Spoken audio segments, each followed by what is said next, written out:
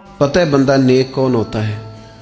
جس کی تنہائی نیک ہوتی ہے، جو اکیلے میں نیک ہوتا ہے۔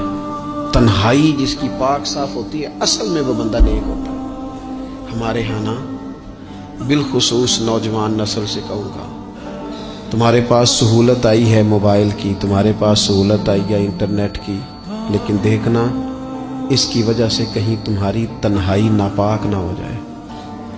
دیکھنا اس کی وجہ سے کہیں تمہارا وہ اکیلے میں جو تمہارا رب رسول سے رشتہ جڑنا چاہیے تھا، سجدے کا نور ہونا چاہیے تھا، اچھی منصوبہ بندی کرنی چاہیے تھی، وہ میلا کچیلا نہ ہو۔ تنہائی جس بندے کی پاک ہوتی ہے وہ نیک ہوتا ہے۔ محفل میں تو ساری اچھی اچھی باتیں کرتے ہیں، محفل میں تو سارے لوگ ہی نیک ہوتے ہیں۔ یہ صحیح بخاری میں حدیث ہے، نبی اکرم صلی اللہ تعالیٰ علیہ وسلم نے فرمایا، میں اپنی امت کے کچھ ایسے لوگوں کو جانتا ہوں جو قیامت کے دن تہامہ پہاڑ کے برابر نیکیاں لے کے آئیں گے۔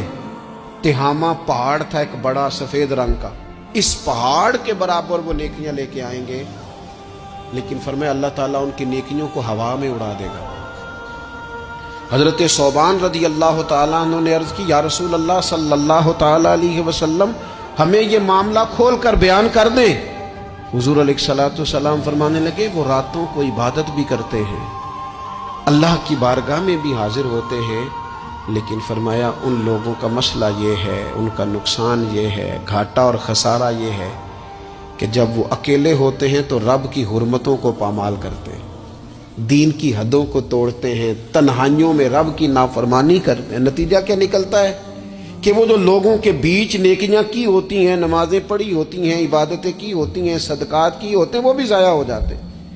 اگر یہ لوگ اپنی تنہائی پاک کر لیں تو ان کی باقی ساری عبادتیں بھی محفوظ ہو جائیں گی۔ اپنی تنہائی پر توجہ دیں۔